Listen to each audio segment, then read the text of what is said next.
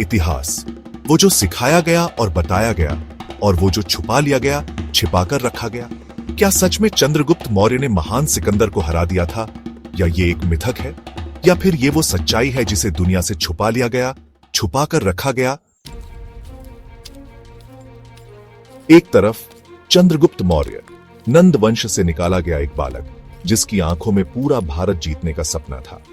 चंद्रगुप्त का जन्म एक साधारण परिवार में हुआ था, लेकिन उसकी महत्वाकांक्षाएं असाधारण थीं। बचपन से ही उसने अपने भीतर एक अदम्य साहस और दृढ़ संकल्प को महसूस किया। जंगलों में बिताए गए उसके दिन और रातें उसे और भी मजबूत बनाते गए। वह जानता था कि उसे एक दिन महान बनना है, और इसके लिए वह हर कठिनाई का सामना करने के लिए तैयार था। उसकी आंखों में एक चमक थी, जो उसके भविष्य के सपनों को दर्शाती थी। चंद्रगुप्त ने अपने जीवन के शुरुआती वर्षों में ही यह समझ लिया था कि उसे अपने सपनों को साकार करने के लिए कठिन परिश्रम करना होगा। उसकी मां ने उसे हमेशा प्रेरित किया और उसे सिखाया कि सच्ची महानता केवल संघर्ष और समर्पण से ही प्राप्त की जा सकती है। चंद्रगुप्त ने अपने आसपास की दुनिया को बारीकी से देखा और सीखा कि कैसे वह अपने सपनों को हकीकत में बदल सकता है। दूसरी तरफ सिकंदर, मसीहा समझा जाने वाला योद्धा, जो पूरे विश्व को जीतना चाहता था। सिकंदर का जन्म एक राजा के घर में हुआ था और उसे बचपन से ही योद्धा बनने की शिक्षा दी गई थी। उसकी महत्वाकांक्षाएं भी सीमाओं से परे थी। वह एक ऐसा योद्धा था जिसने अपने साहस और रणनीति से कई युद्ध जीते थे। उसकी सेना में अनुशासन और ताकत का अद्वितीय संगम था। सिकंदर का सपना था कि वह पूरे विश्व को एकजुट करे और एक ऐसा साम्राज्य बनाए जहां शांति और समृद्धि हो। सिकंदर ने अपने पिता से युद्ध की कला सीखी और अपनी मां से नेतृत्व के गुण। उसने अपने जीवन के हर पल को एक योद्धा के रूप में जिया और अपने सैनिकों के साथ एक गहरा संबंध स्थापित किया। उसकी सेना उसे केवल एक नेता के रूप में नहीं, बल्कि एक प्रेरणा स्रोत के रूप में देखती थी। लेकिन दोनों के रास्ते भारत में टकराने वाले थे और इतिहास करवट लेने वाला था। चंद्रगुप्त और सिकंदर दोनों ही अपने अपने सपनों को साकार करने के लिए निकल पड़े थे। चंद्रगुप्त ने अपने गुरु चाणक्य के साथ मिलकर एक मजबूत सेना का निर्माण किया, जबकि सिकंदर ने अपनी विशाल सेना के साथ भारत की ओर कूच किया। दोनों की मुलाकात एक निर्णायक मोड़ पर होने वाली थी, जहां उनकी महत्वाकांक्षाएं और सपने एक दूसरे से टकराने वाले थे। यह टकराव केवल दो व्यक्तियों का नहीं था, बल्कि दो महान सभ्यताओं का था। यह वह समय था जब भारत का भविष्य तय होने वाला था। चंद्रगुप्त और सिकंदर की कहानी केवल युद्ध और विजय की नहीं थी, बल्कि साहस, संकल्प और रणनीति की कहानी थी। कहानी हमें सिखाती है कि कैसे एक व्यक्ति अपने सपनों को साकार करने के लिए हर कठिनाई का सामना कर सकता है। यह कहानी हमें बताती है कि इतिहास का सवाल है और कैसे पूरे विश्व को बदल सकता है। इस अद्वितीय यात्रा पर चलें और जानें कि कैसे चंद्रगुप्त और सिकंदर ने इतिहास के पन्नों में अपनी जगह बनाई। सिखाती है कि कैसे दो महान योद्धाओं की मुलाकात ने न केवल उनके जीवन को, बल्कि पूरे विश्व के इतिहास को बदल दिया। एक ऐसी कहानी है जो हमें प्रेरित करती है और हमें यह विश्वास दिलाती है कि सच्ची महानता केवल सपनों में नहीं, बल्कि उन्हें साकार करने के प्रयासों में होती है। 326 ईसा पूर्व सिकंदर भारत की सीमाओं पर पहुंच चुका था। यह वह समय था जब सिकंदर ने अपने विजय अभियान की शुरुआत की थी। उसकी सेना, जो अजेय मानी जाती थी, भारत की सीमाओं पर खड़ी थी। सिकंदर का सपना था कि वह पूरी दुनिया को जीतकर एक विशाल साम्राज्य स्थापित करे। उसकी महत्वाकांक्षा और साहस ने उसे भारत की ओर अग्रसर किया। पोरस से युद्ध हुआ और फिर यह युद्ध इतिहास के पन्नों में दर्ज हो गया। पोरस, जो अपने साहस और वीरता के लिए जाना जाता था, ने सिकंदर की सेना का डटकर मुकाबला किया। इस युद्ध में दोनों पक्षों ने अपनी पूरी ताकत झोंक दी थी। पोरस की वीरता और रणनीति ने सिकंदर को भी चौंका दिया था, लेकिन अंततः सिकंदर की सेना ने विजय प्राप्त की। कई भारतीय राजाओं ने बिना लड़े आत्मसमर्पण कर दिया। सिकंदर की सेना की ताकत और उसकी रणनीति ने उन्हें भयभीत कर दिया था।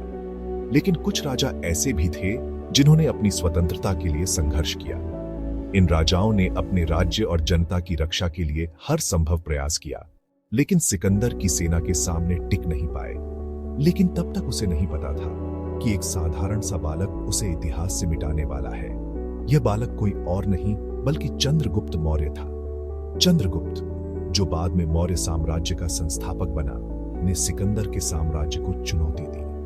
उसकी बुद्धिमत्ता और साहस ने उसे महान शासक बनाया। सिकंदर के भारत आगमन ने भारतीय इतिहास को एक नया मोड़ दिया और चंद्रगुप्त मौर्य ने इस मोड़ को और भी महत्वपूर्ण बना दिया। चंद्रगुप्त की कहानी ने यह साबित कर दिया कि साहस और बुद्धिमत्ता से किसी भी चुनौती का सामना किया जा सकता है। तभी चाणक्य ने चंद्रगुप्त को ढूंढ निकाला। जंगल में रहने वाला, तेजस्वी, जिद्दी और अद्भुत रणनीतिकार।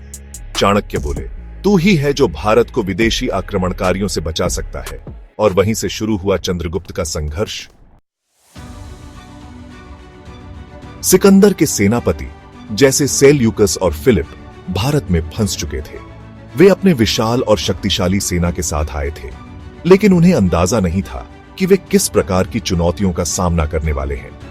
भारत की भूमि और यहाँ के योद्धाओं की रणनीति उनके लिए एक पहेली बन गई थी। भारतीय उपमहाद्वीप की भौगोलिक और सांस्कृतिक विविधता ने उन्हें चकित कर दिया। यहाँ की जलवायु, पहाड़, नदियां और घने जंगल उनके लिए एक नई चुनौती बन गए थे। चंद्रगुप्त और चाणक्य की रणनीति ने उनके होश उड़ा दिए। चाणक्य, जो एक महान विद्वान और रणनीतिकार थे, ने चंद्रगुप्त को हर कदम पर मार्गदर्शन दिया। उन्होंने न केवल युद्ध की योजना बनाई, बल्कि यह भी सुनिश्चित किया कि हर सैनिक को उसकी भूमिका स्पष्ट हो। उनकी योजनाओं में हर छोटी से छोटी बात का ध्यान रखा गया था। चाणक्य की योजनाओं में न केवल सैन्य रणनीति बल्कि मनोवैज्ञानिक युद्ध भी शामिल था। उन्होंने दुश्मन की मानसिकता को समझकर उनकी कमजोरियों का फायदा उठाया। जंगलों में घात लगाकर हमला करना यह एक ऐसी रणनीति थी जिसे सिकंदर के सेनापतियों ने कभी नहीं सोचा था। भारतीय योद्धाओं ने जंगलों का पूरा फायदा उठाया। वे पेड़ों और झाड़ियों के पीछे छिपकर दुश्मनों पर अचानक हमला करते थे। यह रणनीति इतनी प्रभावी थी कि सिकंदर के सेनापति अक्सर भ्रमित हो जाते थे और उन्हें समझ नहीं आता था कि हमला कहां से हो रहा है। भारतीय योद्धाओं की इस गुरिल्ला युद्ध शैली ने दुश्मनों को मानसिक और शारीरिक रूप से थका दिया। उनकी सेना को रातों में डराकर भागने पर मजबूर करना, रात के समय में भारतीय योद्धा और भी खतरनाक हो जाते थे। वे चुपचाप दुश्मन के शरीर में घुस जाते थे और अचानक हमला कर देते थे। इस तरह के हमलों से सिकंदर की सेना में भय का माहौल बन गया था।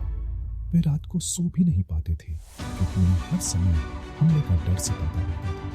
रात के समय के हमलों ने दुश्मन की सेना के मनोबल को तोड़ दिया और उन्हें मानसिक रूप से कमजोर कर दिया। युद्ध तो हुआ, लेकिन खुला नहीं। ये था छाया युद्ध। ये युद्ध की एक ऐसी शैली थी जिसमें दुश्मन को कभी भी सीधा मुकाबले का मौका नहीं मिलता था। भारतीय योद्धा छाया की तरह भागते और गायब हो जाते थे। ये रणनीति इतनी प्रभावी थी कि सिकंदर के सेनापति हताश हो गए थे। वे समझ नहीं पा रहे थे कि इस छाया युद्ध का सामना कैसे करें। चंद्रगुप्त और चाणक्य की इस अद्वितीय रणनीति ने भारतीय इतिहास में एक नया अध्याय लिखा। इस छाया युद्ध ने भारतीय योद्धाओं को एक अद्वितीय पहचान दी और उन्हें इतिहास में अमर कर दिया। इतिहास कहता है कि सिकंदर बीमार हुआ और वापस चला गया, लेकिन क्या यह सिर्फ बीमारी थी या फिर चंद्रगुप्त मौर्य की छाया सेना ने उसे पीछे हटने पर मजबूर कर दिया? क्योंकि सिकंदर ने भारत की सरहदें पार नहीं की। क्यों? इतिहास को लिखा गया, जीता नहीं गया। ब्रिटिश इतिहासकारों ने सिर्फ वही बताया जो उन्हें दिखाना था, लेकिन प्राचीन भारतीय ग्रंथ, यूनानी रिकॉर्ड्स और लोक कथाएं कुछ और ही कहती हैं। क्या हमारे नायकों को जानबूझकर भुलाया गया? सिकंदर के जाने के बाद चंद्रगुप्त मौर्य ने वो किया जो कोई नहीं कर सका। नंद वंश का अंत किया और पूरे भारत को एकजुट कर एक मौर्य साम्राज्य खड़ा किया। सिकंदर का सेनापति सेल्यूकस आखिरकार संधि के लिए हाथ फैलाता है। तो क्या चंद्रगुप्त ने सिकंदर को हराया था? सीधा युद्ध शायद नहीं, लेकिन रणनीति, डर और चाणक्य की नीतियों ने उस योद्धा को भारत छोड़ने पर मजबूर कर दिया। कभी कभी युद्ध तलवार से नहीं, बुद्धि से जीते जाते हैं। अगर आपको इस कहानी से गर्व महसूस हुआ हो तो इस वीडियो को लाइक करें, अपने दोस्तों के साथ शेयर करें और ऐसी ही और अनसुनी ऐतिहासिक कहानियों के लिए सब्सक्राइब करें हमारे चैनल इन्फोबज़ टीवी हिंदी को।